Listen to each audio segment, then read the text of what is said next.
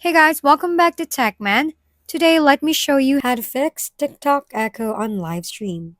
If you ever had your TikTok live stream sound like it's echoing, I've got a few tips that really help me fix it. First, make sure you're not using two devices at once, like a phone and a computer, both picking up your voice. That alone can create feedback.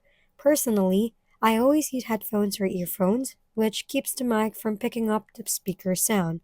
Also, try lowering your device volume.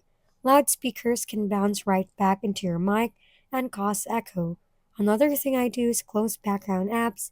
Any app that uses a mic can interfere with TikTok audio. And the room matters too.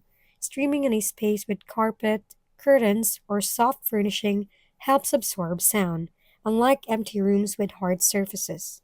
Before going live, I always run TikTok test live feature to check if the echo is gone. Doing the steps usually gives you clean audio without the annoying loop feedback.